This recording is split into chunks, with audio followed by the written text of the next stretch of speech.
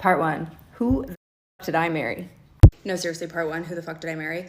I am trying to be a little bit less psycho on TikTok because obviously I had my little meltdown the other day and that was probably like enough for this week. But when I opened my phone today to a million texts from all my friends of this TikTok that Clinton Kane had posted saying, what did he say? He said like, when I've been over the relationship for 2 years and she just can't stop yapping about it, which first of all, hilarious. Like, no shit, I can't stop yapping, but the nerve. Now, obviously, we broke up 2 years ago, okay? And that was a very, very different time in my life. I was, first of all, unmedicated, okay? And that is a very, very important factor in this story because I get so many comments that are like, Brooke, what on earth were you going through? And I agree. I really don't know. That was a different girl. I was bamboozled. Now, I get a lot of comments about his appearance and the way he shakes, okay? And those are two things that I'm gonna leave off limits for my story time because I feel like that's low-hanging fruit and it's obvious it doesn't even need to be addressed. Believe it or not, that was not even really the problem. The fact of the matter is I ended up in a relationship with this man because I was a fan, honestly. I knew of him because of his music. I loved his song Chicken Tendies or whatever. Tana and I would literally blast it on a loop at our old house and like we were obsessed with it, okay? So randomly one day I get a DM from this artist. It's Clinton Kane. And I remember telling Tana like, oh my God, like how funny, he just messaged me. And he starts just like asking me questions, whatever. And he asks if I want to go to dinner. And I'm like, I'm looking at his profile and I don't know if I want to go to dinner, okay? But I'm replying anyway, and he asks, he's like, what about tomorrow? I'll fly you to Vegas. I go, what the fuck? I didn't know he lived in Vegas. So I say no, and that's the end of that. Okay, part two, who the fuck did I marry? Like I said, he lived in Vegas, so I obviously was not gonna go to dinner with him because he's a stranger, okay?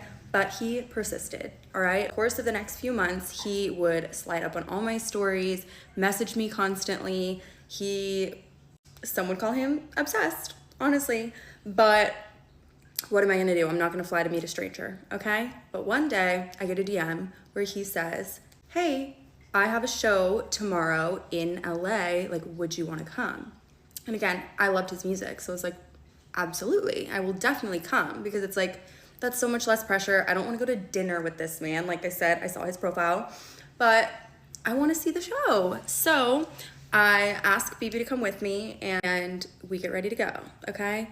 Remember so specifically the outfit that I wore because again, this guy has been messaging me so much online that I'm like, I know he like loves me.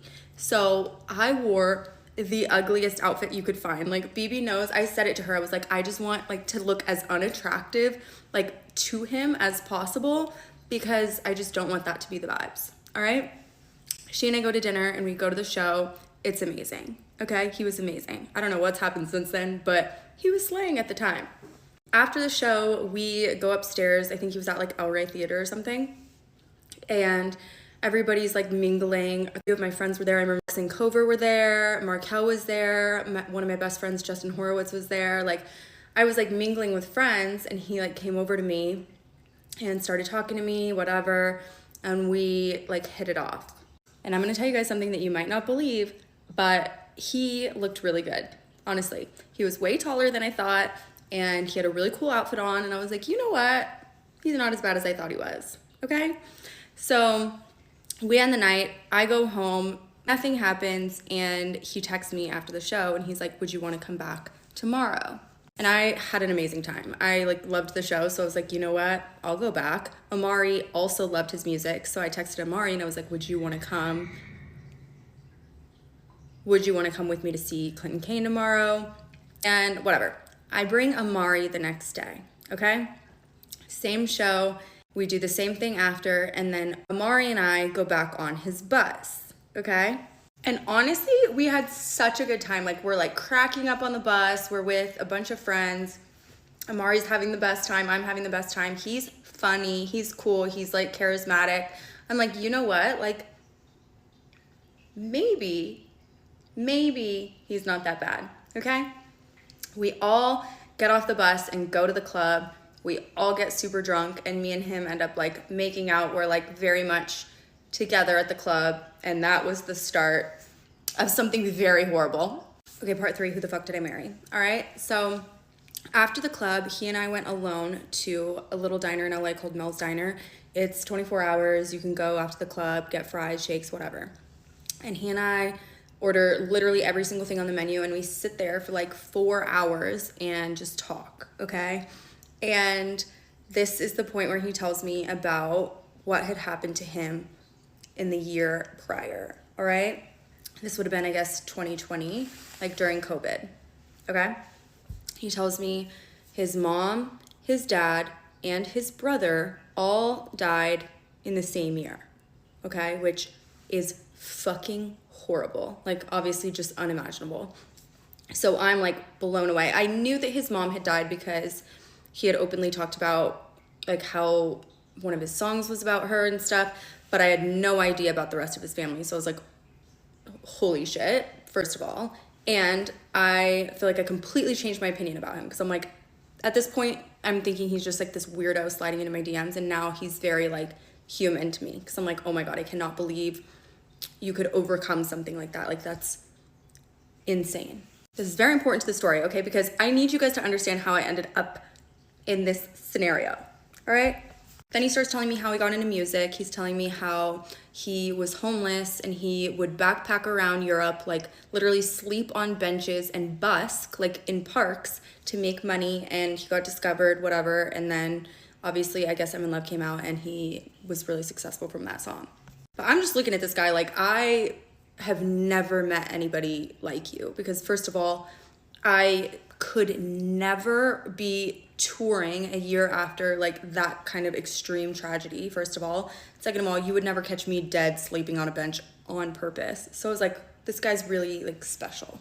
Okay, part 4, who the fuck did I marry? Okay, so we had this whole night at this diner. We talked forever, and I got to know a lot about him, okay? He told me all about how he had grown up in Australia, in Perth, Australia. He talked about how he grew up like super wealthy in like an 8-bedroom house on the beach in Australia.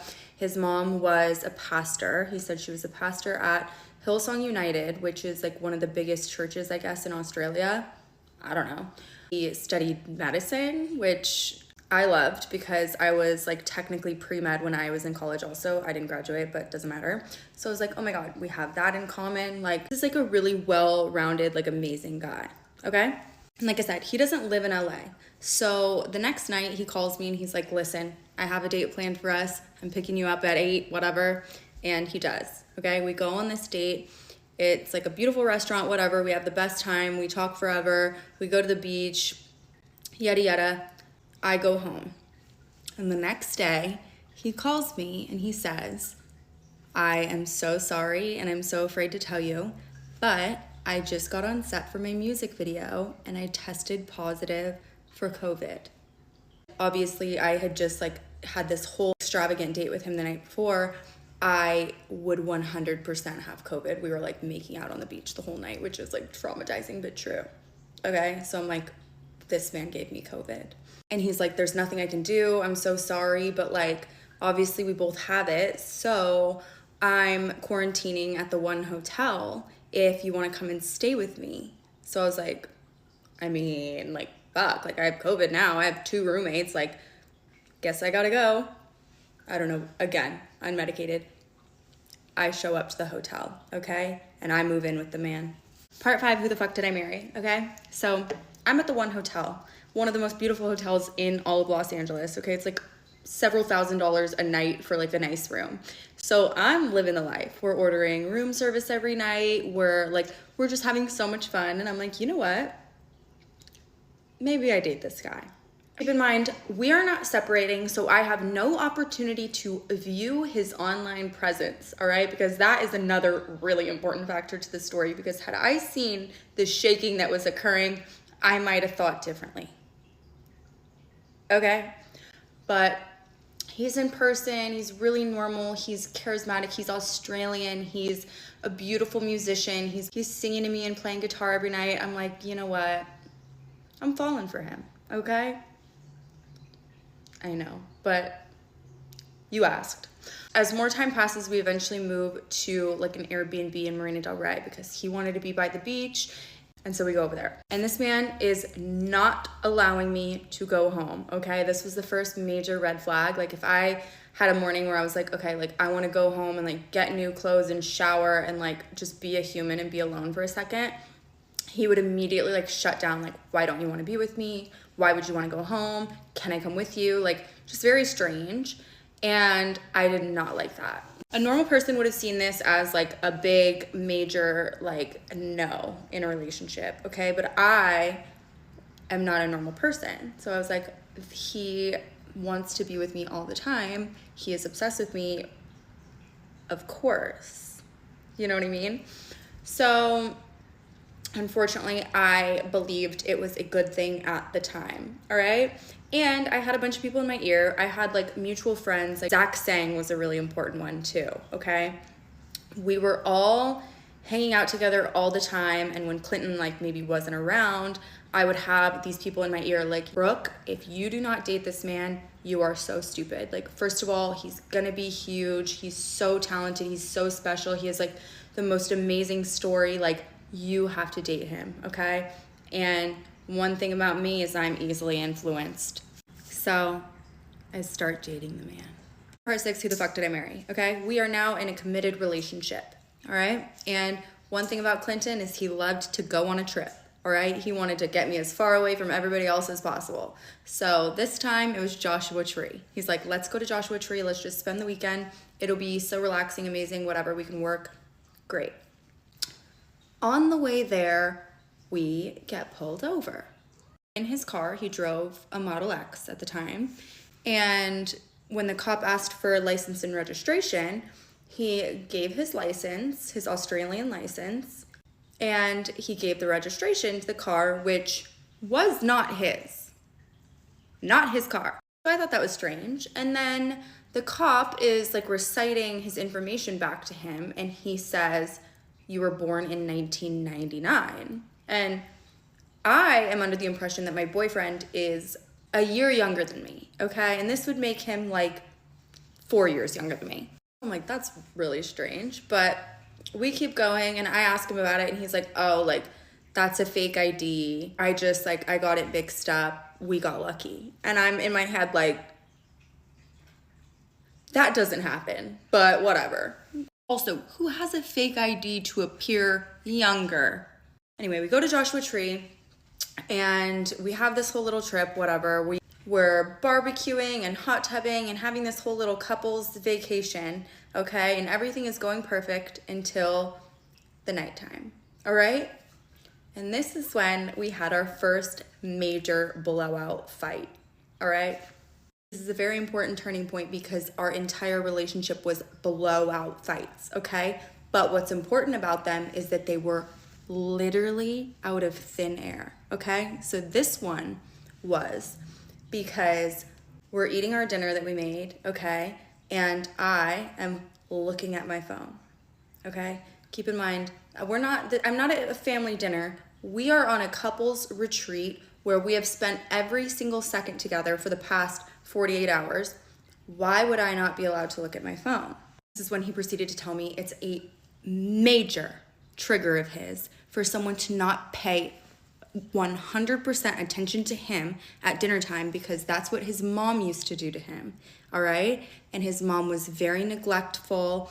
He had a horrible relationship with her and it was really traumatic. Obviously, everything is unresolved since she has died. And so anything that reminds him of his mother is a no, okay? And he went insane. I tell you, I have never seen a man like just pout and throw like a literal tantrum this way. I was like, how do I undo? I cannot be in a relationship with this man. Part 7, you guys. He said she can't stop yapping. I'm like, I will show you yapping, okay? So we just had our first major blowout fight, all right? And this is when I first found out like how he behaves in an argument, which was like a child. Like literally you could not talk any sense into him. It was so irrational and it was just like you could not get through to him. There was no like compromise. It was like you just had to apologize even though he was so unbelievably wrong every single time. Oh my God, it was infuriating. And the overwhelming common theme of all of our arguments was that I was worsening his trauma, and he can't believe that I'm so insensitive to everything that he has been through. I remind him so much of his mother, who was so horrible to him, and I should be way more sensitive to everything that he is going through. And of course, I'm like, I get that. You know what I mean? Like, the man lost 3 family members in 1 year. I'm like, he is going through a lot, so I have to give him like a little bit of grace. But it became a situation where I felt like I was like mothering this man, and like if I did anything wrong, or if I like literally split my attention for even 1 second, he went ballistic because he was like a little infant baby child. I want to be sensitive to his situation, but it was like way too much for me to handle, because I'm already, you guys know, I'm emotionally unstable, okay? And I have no business fixing whatever was like seriously very wrong with him. I would go out with my friends. Like, I remember one night I was at dinner with Tana, and he's blowing me up, like literally sending me novels about how he drank an entire 5th of vodka, he's gonna drive, I need to get to him right now, or he's gonna do crazy things. Like, it was just so manipulative, and I just like, I was not equipped. Part 8, I think. I am honestly not sure. I'm just trying not to spare you any details. So I'm in my relationship with my little baby man child, and he still lives in Vegas, okay? So we are technically in a long distance relationship, but we never separate. So either I'm in Vegas staying with him, or he is living with me. Or we'd get like an Airbnb in Marina Del Rey, whatever, it doesn't matter. We are never separating. And at this time, his album was about to come out, okay? So like, he was doing the whole rollout. He was like really getting in the zone. And I was just constantly there for like all the work that he was doing. And this album was special because it was this first piece of work that he was putting out since everything had happened and since everyone had died, okay? And the whole album was about that, of course. And as a part of his little press tour, he went on the Zach Sang show, okay? If you are not familiar, Zach Sang is an interviewer. He does like huge celebrity interviews, and he gets really deep and talks about like life and music and everything. Zach is also one of his best friends. So Zach like knows his story very well, and he does the interview accordingly, okay? He's asking like all the questions about his mom, about the funerals, about his brother, about his dad, everything. And he's answering, obviously. And he's talking about how he had to attend the funerals during COVID, and he had to do it via Zoom because of like everything that was going on. And he is really just going in this interview in his Australian accent. And the interview comes out. I was staying with him at an Airbnb at the time, and I posted a TikTok with him in it, okay? And in my comments, I started getting girls going, uh-oh, like, not him. And I immediately was like, wait, what? And I have a girl tell me like, oh, by the way, he cheated on his ex-girlfriend with literally 15 girls. And before this, he had told me that his ex, who I Guess I'm in Love is about, by the way, one of the most beautiful songs ever. People use it as their wedding song. It's like, I mean, it's his biggest song. He told me that the girl that was about had cheated on him, okay? So this was news to me. And I asked him about it. I'm like, did you cheat on her? And like, it was the most nonchalant thing in the world. He was like, well, yeah. I'm like, excuse me? Part 9, I'm having so much fun, okay? So we just found out that he cheated on his ex-girlfriend, who I Guess I'm in Love is about, okay? Beautiful love song. You can't imagine that he could possibly do something bad to her, right? Wrong. He was cheating on her the whole time, all right? And what I realized when I really looked into it is I was one of the girls, because like I said, he has been messaging me constantly for the last year, like literally sliding up on every single story I post, trying to fly me out. When he tried to fly me out to dinner that time, they were actively in a relationship. So I'm sick because, first of all, I feel like I somehow had like a part in it, and I felt disgusting about that. And just the fact that like I could never have imagined that he was like capable of doing something like that because of how like romantic he was and like what a love bomber he was. I was like, I what on earth do you mean? but he's a master manipulator. So he's telling me like, I was so removed from that relationship long before we broke up, and I should have just called it off, and I would never do something like that again. And they were long distance. Like, she lived in New York and he lived in Vegas. So it was like they really didn't spend a lot of time together. And like, somehow the way that he described it to me made it seem like less bad. It was horrible. But I didn't let it go, and that was at the top of my mind, okay? And again, we're staying together. So the next morning, I'm in bed with him when he is on a call with his manager, all right? And he is begging his manager, telling him, whatever it takes, I need you to have that interview deleted. And he's talking about the Zach Sang interview that I referenced earlier, okay? And I am like, what's going on? I hadn't seen the interview yet, but Zach's one of our best friends. Like, I was like, what could possibly be in this interview that is so bad that he wants it off the internet? But, like, Clinton's telling his manager, like, I don't care, like, just get it down. So in bed next to him, I get on my little phone and I go to the interview and I start to read the comments. And in the comments, I see someone write, "This is really strange. I don't know where this Australian accent came from. He is not Australian. He is from Brunei. I grew up with him. I went to school with him. And I saw his mom last week." Part 10, we have reason to believe that he is A, not from Australia, faking an Australian accent, and B, he faked the death of his family. Okay? And like I said, I was still mad about the ex thing, so I staged this whole fight and I get the fuck out of there, which was not easy to do, okay? I don't get to leave, remember? I go home and I get on my computer so fucking fast and I look up his mother, okay, which I've never done before. She has a very specific name, all right? And I looked her up on Facebook. She has 2 accounts, okay? And on neither of them has she posted since the date that she was supposed to have died.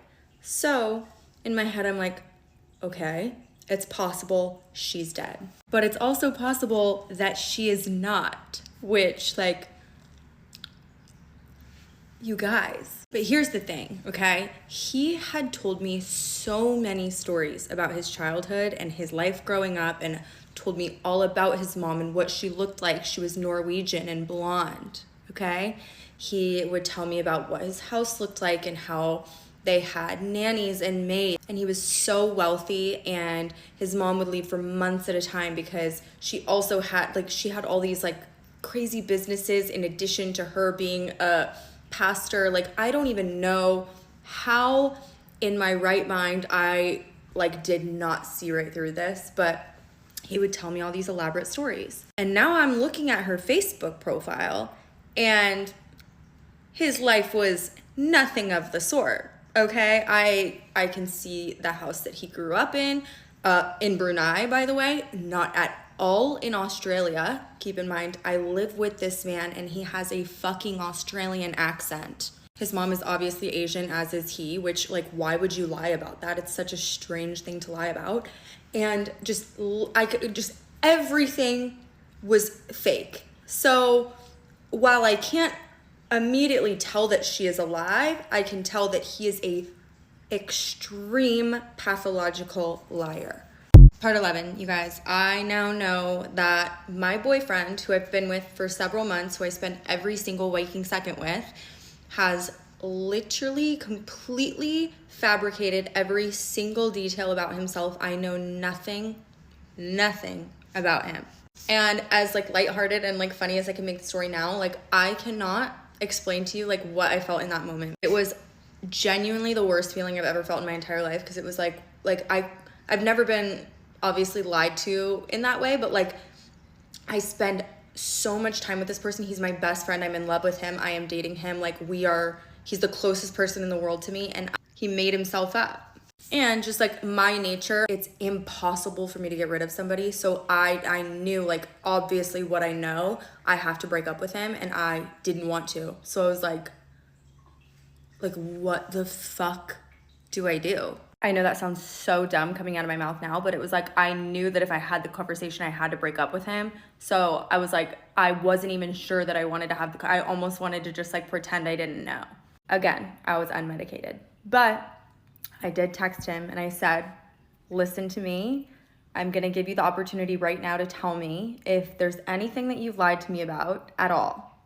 And he racked his brain for all of 5 minutes before he told me I had lied about my age. I am 22 years old. All that, and the only thing he wanted to admit to was that he lied about his age. Okay, part 12, get to the point. I confront him, obviously. I show up there the next day, and I'm like, listen to me. This is what I know. You need to explain yourself right fucking now. And when I tell you this man is so good at his job, you guys, because here's the thing. I'm here accusing a man of faking his mother's death, okay, with no hard evidence. I have evidence that he lied about like the conditions in which he grew up, but I'm not sure that she's alive. So I can't like with full confidence like come at him in that way. So I'm kind of hoping that he just like confesses, and he doesn't. He made me feel so fucking horrible for ever possibly accusing him of lying about something like that, because who would ever lie about something like that? And I felt so disgusting and so guilty, and I literally could not, I thought I was going crazy. And here's the thing. I grew up very poor, and obviously I had like drug addict parents and stuff, and like he knows that, and I've told him a lot about that. So it was like weird to me that he would lie about, like pretend to have grown up super rich. But I also know that like some people are like ashamed of the way that they grew up and stuff. So it's like, how am I really, I don't know why I'm making excuses for him right now. Like, why the fuck are you lying about how you grew up? Literally, why? For who? But I admit my fault. I stayed with him, okay? I stayed with him, and I know I was wrong. I don't know what I was thinking. Looking back on it now, I'm like, are you literally kidding? But I stayed with the man. But I still had my doubts, okay? Now, all of a sudden, I'm watching him differently. Every single thing that he says, I just assume is a lie.